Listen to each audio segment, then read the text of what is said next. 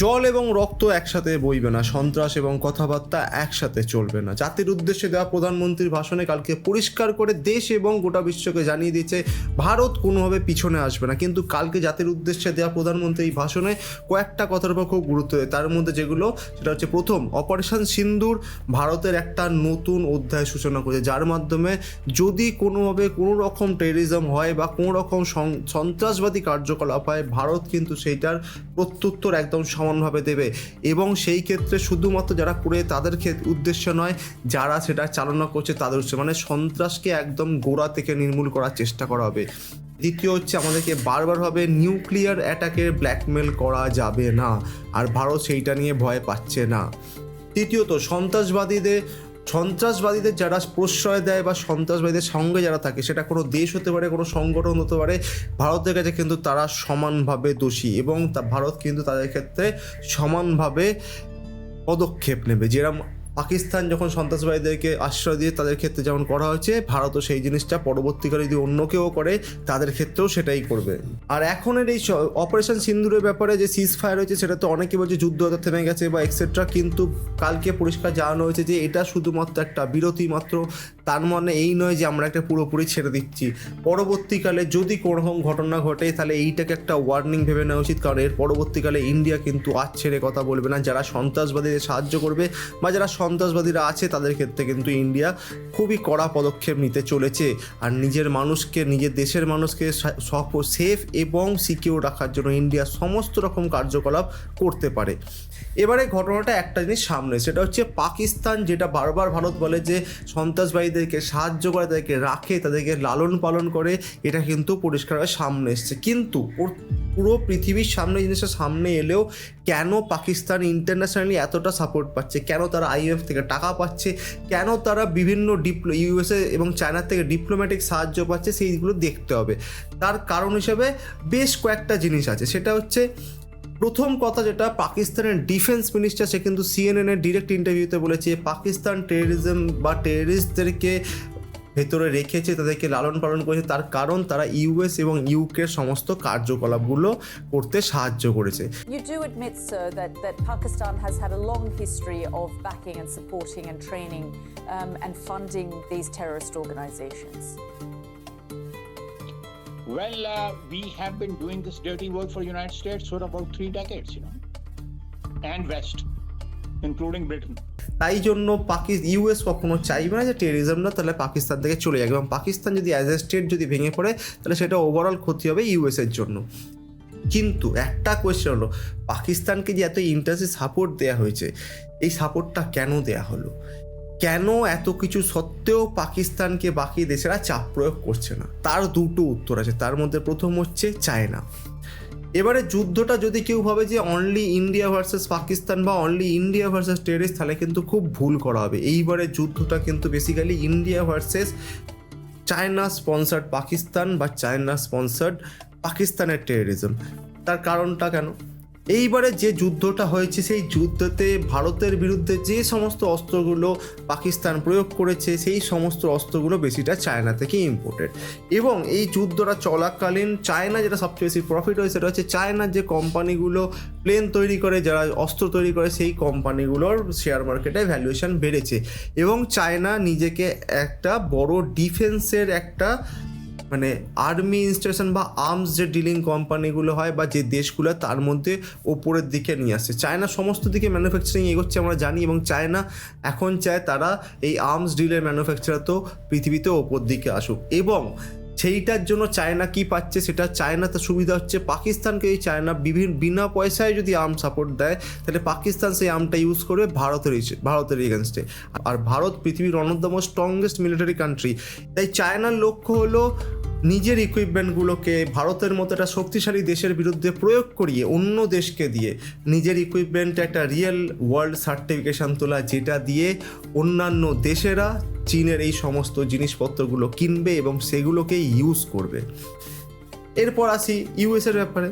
এবার আরেকটা কথা বলতে ভুলে গেছি, চায়না এই যে ঝগড়া চলছিল, এই ঝগড়ার মধ্যে চায়না এবং ইউএসএ এদের দুজনের মধ্যে যে বিজনেস ডিলটা ছিল সেটা কিন্তু অনেকটা সুবিধাজনক হয়ে যায়। কীরকম, ট্রাম্প যে এসে বলেছিল ট্যারিফ লাগাচ্ছি, রিসেন্ট মিটিংয়ে কিন্তু আমেরিকার ট্যারিফ কমে 30% এনেছে এবং চায়না সেই নিজের ট্যারিফটা কমে 10% এনেছে। মানে চায়না এবং ইউএসএ আবার নিজেদের মধ্যে ব্যবসা করছে, নিজেদের মধ্যে সব কিছু করছে।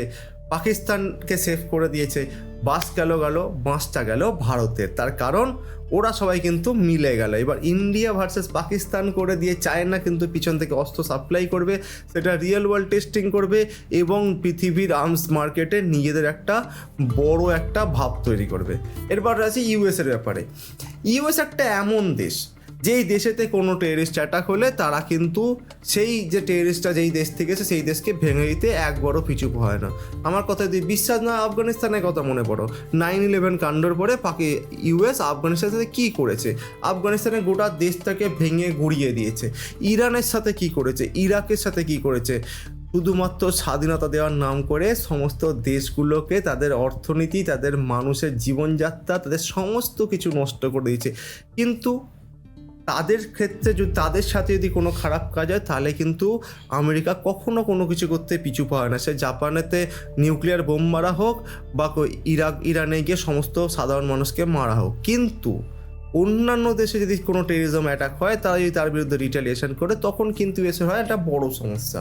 তুমি যদি করো তাহলে তোমার সাথে আমি ব্যবসা করব না। আর এই ভয়টা দেখিয়ে সমস্ত দেশকে তারা চেপে বসিয়ে রাখে।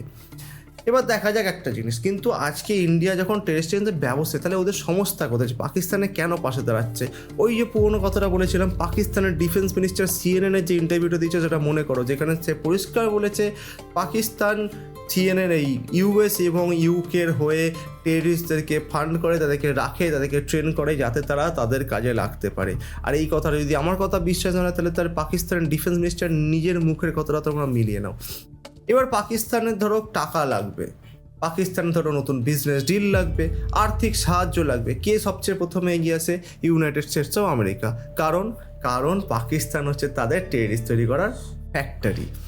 এবার কিন্তু কোয়েশ্চেন হয়ে যায়, তাহলে ইন্ডিয়ার এখন করবেটা কি?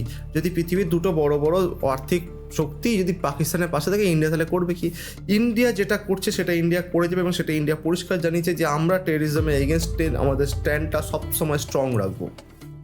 আমরা কোনোভাবে কারোকে, কোনো টেররিস্ট দলকে কখনো বুঝতে দেবো না যে আমরা তাদেরকে ছেড়ে দিচ্ছি। কিন্তু ইন্ডিয়াকে এই সময় কিন্তু প্রত্যেকটা পা বুঝে ফেলতে হবে, কারণ প্রতিটা পদক্ষেপে পাকিস্তানের সাথে চায়না এবং ইউএসএ কিন্তু সাথে সাথ দিয়ে চলবে।